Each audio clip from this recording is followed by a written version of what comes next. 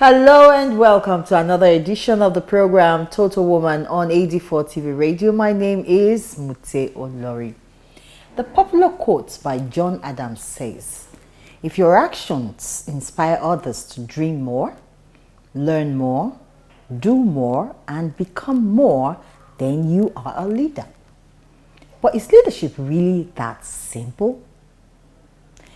Joining us on the program today to help us examine what true leadership is no other than Ibiwari Loma Kemabota. Hey, good to have you on the show. All right, Uloma is an executive leadership and personal growth coach and a strategist, and also she's into tourism. And she's been doing quite a lot in this industry. So, Uloma, thank you for joining me on the show today. Thank you very much. Is leadership that simple? How, Mute? You know, your question is like is leadership that simple? 5-word question, but not that simple to answer. I can actually say yes, and I say no as well. Yes, if you really understand the principles and all you need to know about leadership. No, when you think it's as easy as being in a position, I am a leader, all right? So it becomes no, the answer to that is no. It takes quite a conscious effort to realize that wherever you are as a person, at home, at work, in a community, you have the ability to lead people, but it requires you to build that skill. And it's not something you build today and you think that what worked for you today as a leader will work for you tomorrow. It's a dynamic thing. It changes over time. So you will need to be always at the forefront of learning how to become a better, progressive leader. So, leadership is not that simple and it's also simple, but you have to know how the two things work. Okay, people say women are natural nurturers, that we seem to, we're the one that manages the home, we're the front. You know, whatever the home is determined by the woman, and so you expect that women should be able to exercise these leadership skills that you talk about. But we also find that apart from the home, in other industry, it's very difficult to find women in that executive position. Why is it like that? You know, for me, I believe this begins with awareness. Yes, it's natural to say women should be natural leaders, but look around. A lot of people you know, how many of those women, even if they are stay-home moms, they own their own businesses, they work, how many of them actually take conscious effort to say, I actually want to be a conscious leader? Not many, because they haven't quite understood that it begins with awareness. I want to take on this responsibility. And it's not just beyond, I want to lead my kids. It's a natural thing to nurture and guide your kids because they are words, do that, and this. But there are certain qualities you may lack that will not allow you, for example, guide them in the right ways. I'll give you an example. If you're a mom and you're thinking of, yes, you take care of your kids, you make sure they have the right disciplines from a younger age, brush your teeth, do this, do that, and all that, okay? At that level. Are you teaching them, when they become teenagers, how to begin to lead their pack themselves? Are you teaching them how to grow those leadership abilities to help them stand out in their own arena in life? When they pass that age, are you also consciously teaching them how to become that? So in respect, the question you asked about women are naturally nurturers, unless again you take the conscious effort to see yourself as that person who is ready to create influence, impact, where your children are, that if it's a home, or in your office, where your team is, or in the community where your people you serve are, unless you begin to take that conscious effort and begin to think that and have that awareness that you can, it really doesn't come as a natural thing, because you're a nurturer, you're a leader. So is that why now there's so much clamor for leadership coach? Because I believe if I have the urge or the excitement to want to lead, I could just go and learn myself. But is it possible to grow in that leadership without having a coach? Oh, no, no, Mute. Please tell me one thing you have learned in life that you really did not have a coach and you learned about it. The reason is this, you know, the reason behind getting someone who has already walked the path, it makes it easier. Because they've walked the path, they've seen the potholes and the pitfalls. They're able to say, see, this direction, this thing you're thinking about, well, I'm not so sure. Well, this one, maybe. All right? So I have been an advocate for when I want to learn about something and really get good at it, I get a coach, I get a mentor. When I was young, teenage, I can't remember exactly how old I was. I always had cousins I looked up to, I wanted to be like. So whenever they come back from boarding schools, I'll just be at their feet, asking them questions about the world I want to embrace. So it begins from that informal level to the point where you get to actually need a formal relationship with a coach who will over time coach me to be able to become the leader I want to become. See, if you're a woman and you haven't thought about being at the level where you're creating impact and building other leaders, truly, today is the day to start. And it doesn't matter at whatever level where you are, home, work, business, community, it does not matter. All right, so now you can see a little bit of passion in me, because I am, when it comes to women in leadership, that's me. The reason is this: because we're more of the intuitive people, we're able to sense when things are not going right. And imagine when you are able to get people to begin to think of how to lead, what happens? The world changes for the better. Because there's a natural instinct. It is. And then there's an acquired skill. Yes. So let's talk about the different styles of leadership. Oh, that's an example. Because someone will tell you, oh, this is mine. One step doesn't fit all. Yes. One method doesn't fit all. So if I know how to lead here, what about other aspects? So I'm sure that leadership is not just one form. No. There are different kinds, and different people have distinguished on the different kinds of leadership. There are leaders who are visionary leaders. Okay. They're able to see a vision and get people to follow them, to manifest that. They first of all communicate that vision and are able to get people who help them fulfill that vision. All right? There are others who, they just get into the space and just make things happen. Because they know where they want to have impact created. All right? So the thing is to be able to understand, again, I go back to awareness, which is about the individual. Where do you want to see yourself? What role do you want to see yourself playing in your sphere? Yeah.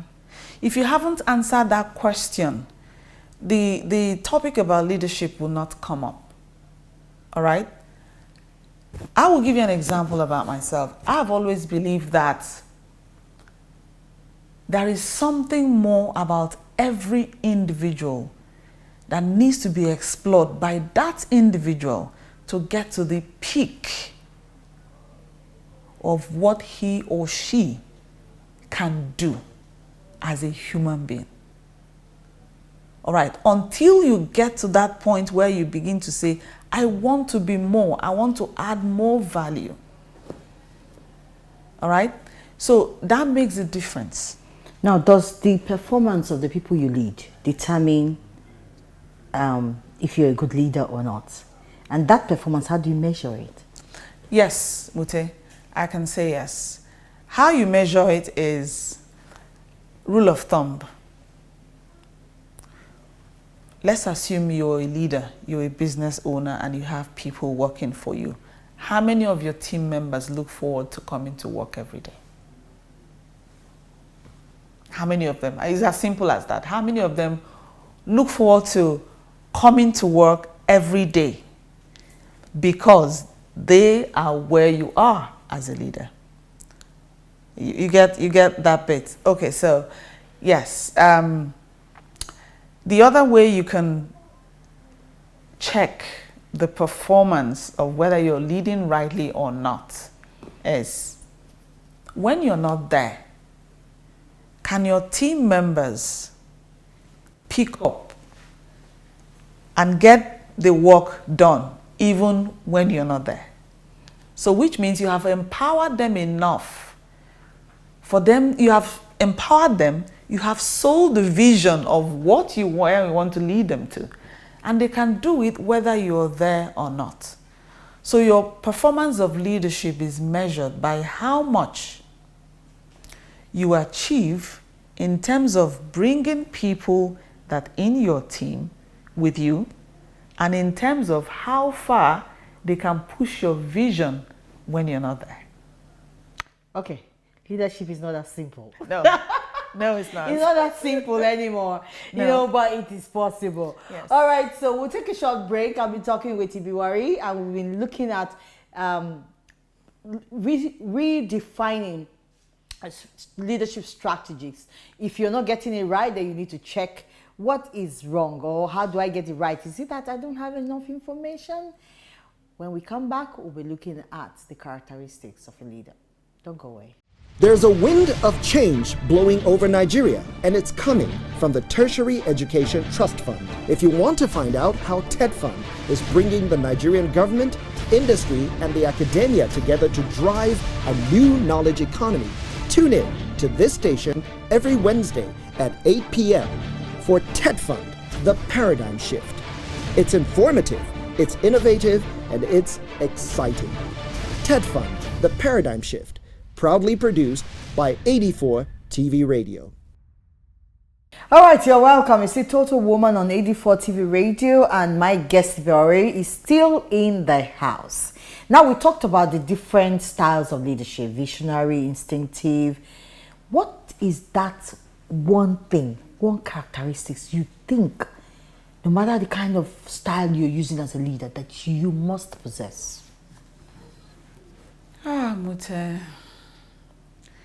You know, the question seems very easy, but if I were to choose as a person, of all the characteristics, as I'm thinking about it, what would be the major one?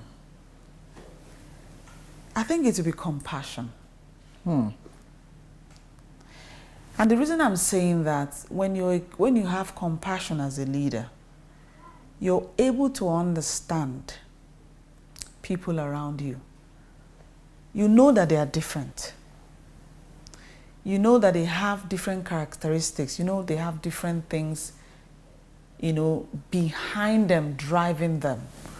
So it allows you to be able to treat people beyond what their physical appearances are, or what the unknown circumstances they bring before you is pushing them to do.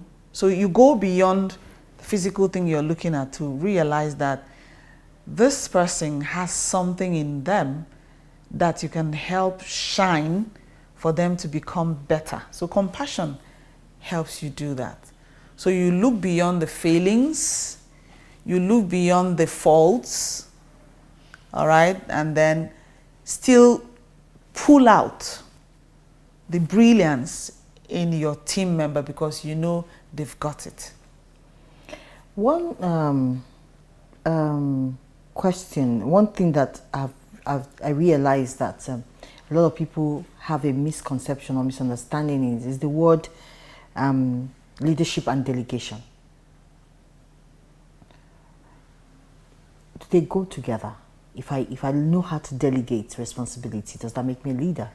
Yes, it's one of the things you have to do as a leader. Otherwise, it means you have to do everything yourself and you can't. Your job as a leader is to replicate other leaders. And to be able to replicate other leaders, you must understand the art of delegation. So delegating, first of all, for that to happen means that whoever you're delegating to must have understood your vision. So you would have to have sold the vision so they get it. Bring it to our country, Nigeria. Ah, okay.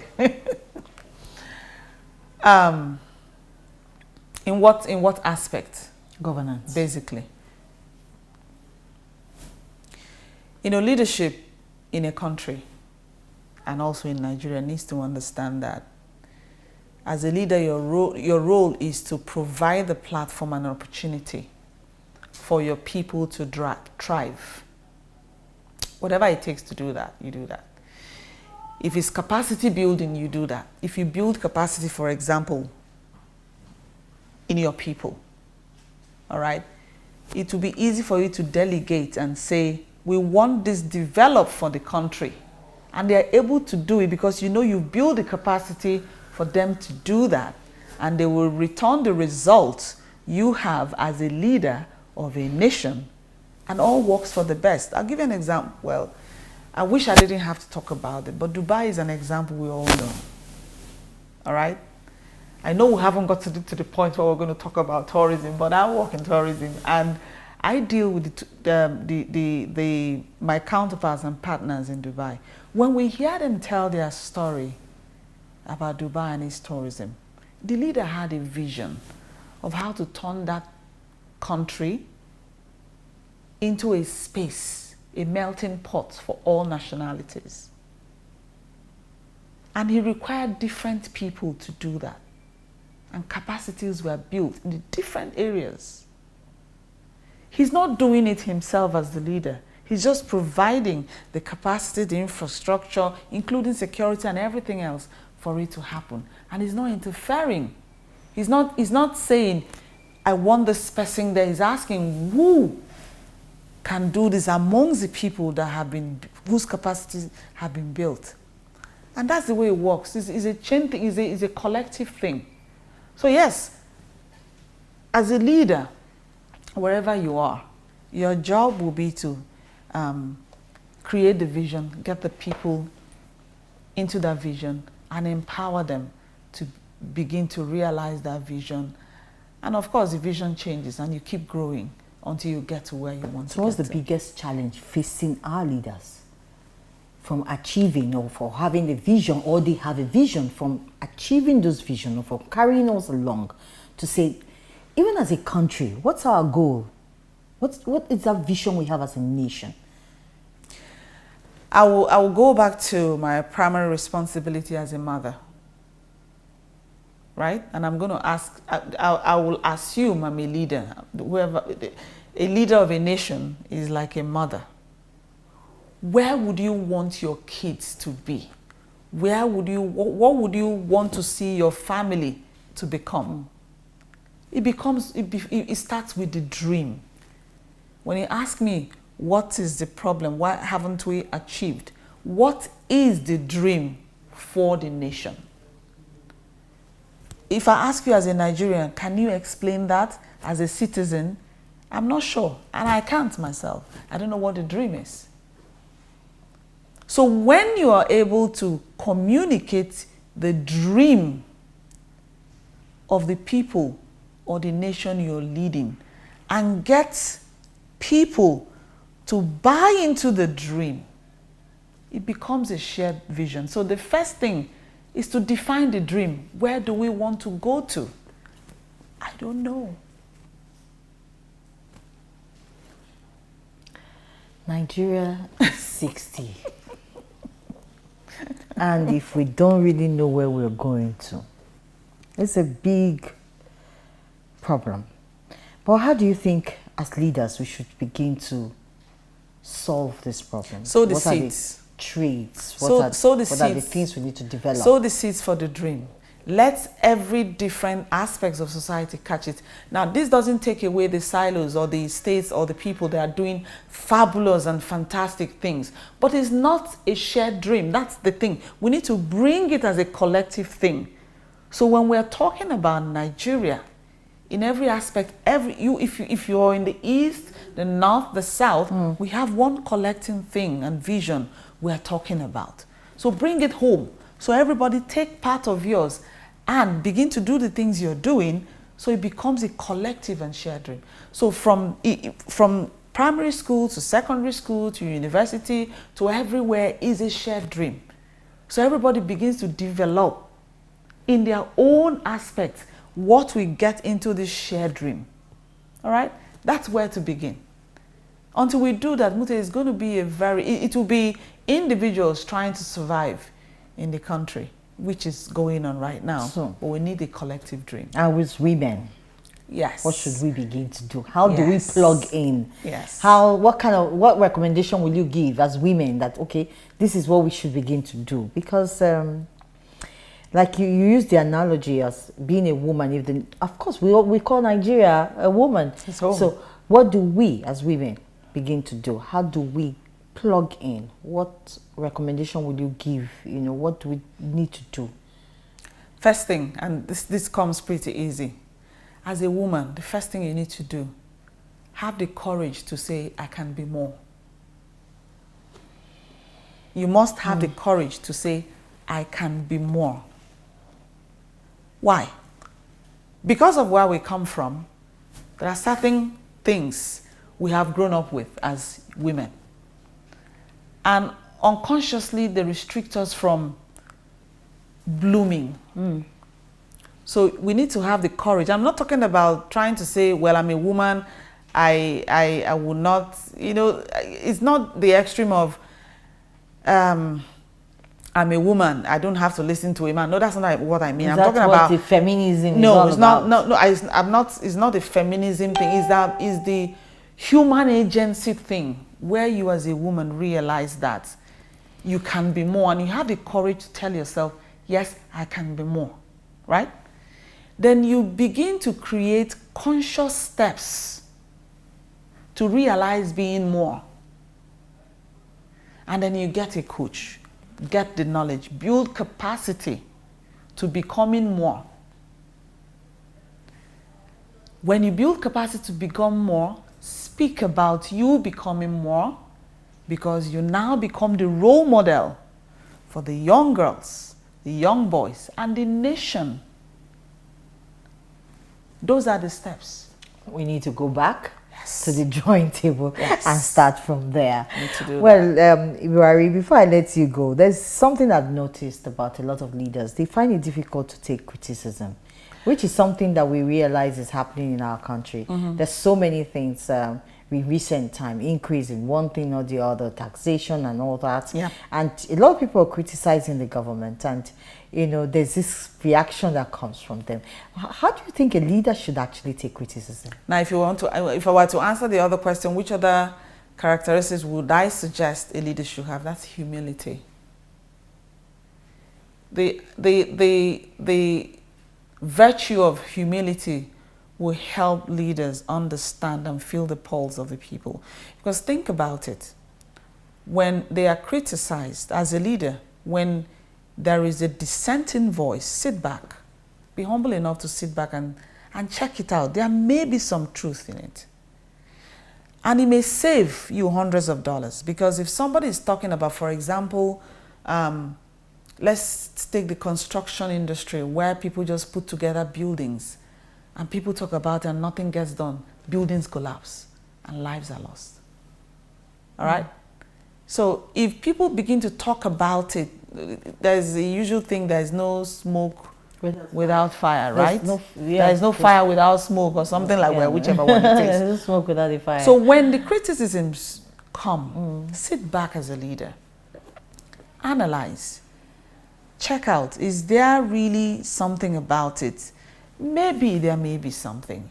If there is, take it. Be humble enough to admit that that was a mistake. That is how you build the trust factor in your people. One of the indices of a state that succeeds, when I say state, I'm talking about a nation, is when you create social trust. When you don't have social trust from the citizens, you're not a leader. So you should learn, humility will help you build that social trust. When you make a mistake, you admit the mistake, explain the mistake, and also explain what you intend to do to correct it. If it's not a mistake, you still owe it to the people to explain, no, this was actually the intention. It wasn't actually a mistake. You know, dialogue and communication with your people is essential as a leader. I mean, there's no way you can't be a leader and you're not talking to your people. You need to consistently talk with your people. That is how the dream is shared, and that is how the dream is realized. I pray that we really get there and Me get too. things right. Me too. What's your final message for Nigerians as we celebrate 60 years this year? Nigerians, there's always one more step to take. I am the one more step person. There's always one more step to take. So look for that one more step wherever you are, whatever you do, to make it a better experience for you, your home, your community, and Nigeria as a whole. And from us, Total Woman is there is still hope, and you are the hope for this nation. Let's play our role, but first of all, have a dream.